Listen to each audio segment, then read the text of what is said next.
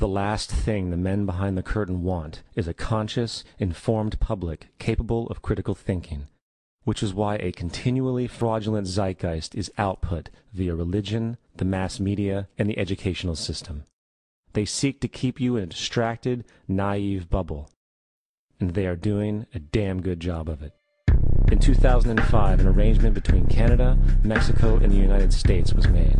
This arrangement, unannounced to the public, unregulated by Congress, merges the United States, Mexico, and Canada into one entity, erasing all borders. It's called the North American Union, and you might want to ask yourself why you've never heard of this. In fact, there is only one mainstream reporter who has actually heard of and has had the courage to cover this issue. The Bush administration's open borders policy and its decision to ignore the enforcement of this country's immigration laws is part of a broader agenda. President Bush signed a formal agreement that will end the United States as we know it, and he took the step without approval from either the U.S. Congress or the people of the United States. It's a deal that few have even heard of. It's being done again by very few people at the very top on behalf of the investment class, but the working class of people, political officials across our country, from communities, from cities and so forth, they don't know anything about this. This isn't some trade agreement. It is a total removal of sovereignty from these countries, which will also result in a completely new currency called the Amero. Fall.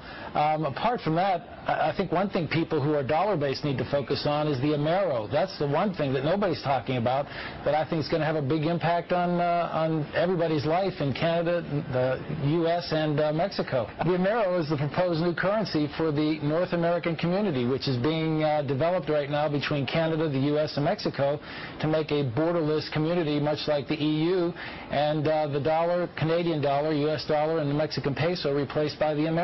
By default of this agreement, the American Constitution will eventually be obsolete. You would think that a situation like this would be on the cover of every major newspaper. That is until you realize that the people who are behind this movement are the same people behind the mainstream media, and you are not told what you're not supposed to know. The North American Union is the same concept as the European Union, the African Union, and the soon-to-be Asian Union, and the same people are behind all of them. And, when the time is right, the North American Union, the European Union, the African Union, and the Asian Union will be merged together, forming the final stages of a plan these men have been working on for over 60 years.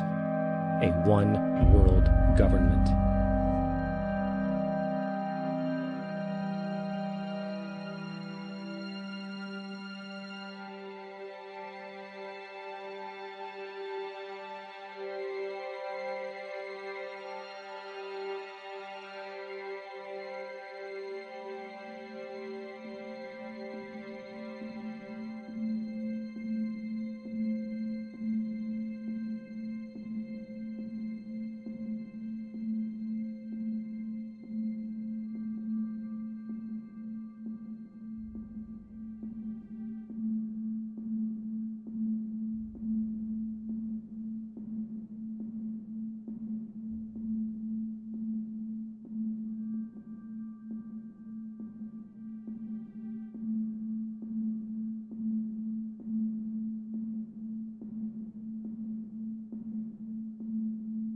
One bank, one army, one center of power. And if we have learned anything from history, it is that power corrupts, and absolute power corrupts absolutely. This is Aaron Russo, a filmmaker and former politician. To his left is Nicholas Rockefeller of the infamous Rockefeller banking and business dynasty. After maintaining a close friendship with Nicholas Rockefeller, Aaron eventually ended the relationship, appalled by what he had learned about the Rockefellers and their ambitions. I got a call one day from an attorney woman I knew, and she said, "Would you like to meet one of the Rockefellers?" I said, "Sure, I'd love to." And we became friends, and he began to divulge a lot of things to me. So he said to me one night, he said that there's going to be an event there, and out of that event, you're going to see we're going to go into Afghanistan, so we can run pipelines from the Caspian Sea. We're going to go into Iraq to take the oil and establish a base in the Middle East, and we're going to go into Venezuela and try and get rid of Chavez. And the first two they've accomplished. Chavez they didn't accomplish. And he said you're going to see guys going into caves looking never going to find.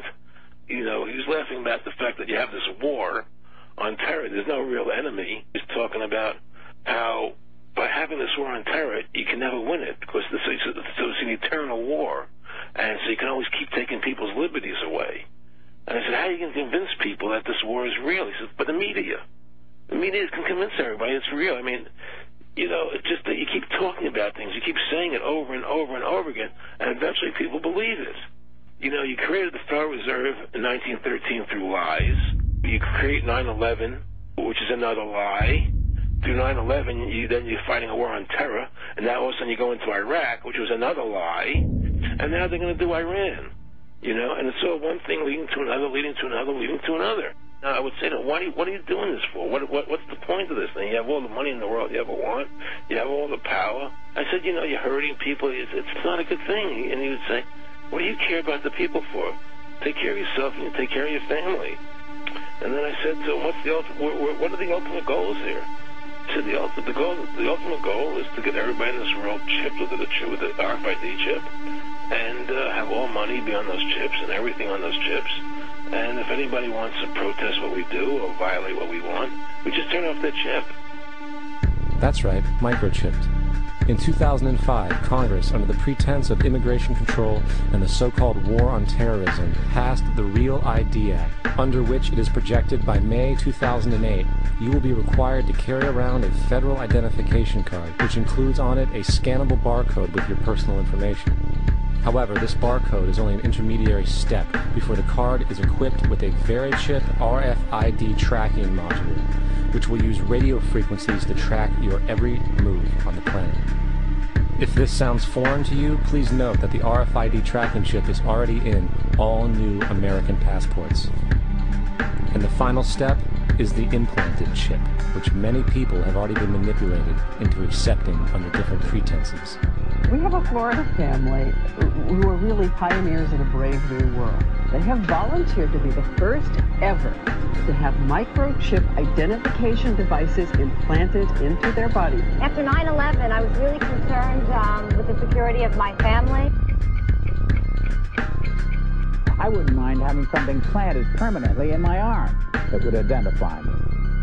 In the end, everybody will be locked into a monitored control grid where every single action you perform is documented. And if you get out of line, they can just turn off your chip, for at that point in time, every single aspect of society will revolve around interactions with the chips. This is the picture that is painted for the future if you open your eyes to see it. A centralized one-world economy where everyone's moves and everyone's transactions are tracked and monitored, all rights removed. The most incredible aspect of all. These totalitarian elements will not be forced upon the people. The people will demand them. For the social manipulation of society through the generation of fear and division has completely detached humans from their sense of power and reality. A process which has been going on for centuries, if not millennia. Religion, patriotism, race, wealth, class, and every other form of arbitrary, separatist identification and thus conceit has served to create a controlled population, utterly malleable in the hands of the few. Divide and conquer is the motto, and as long as people continue to see themselves as separate from everything else, they lend themselves to being completely enslaved.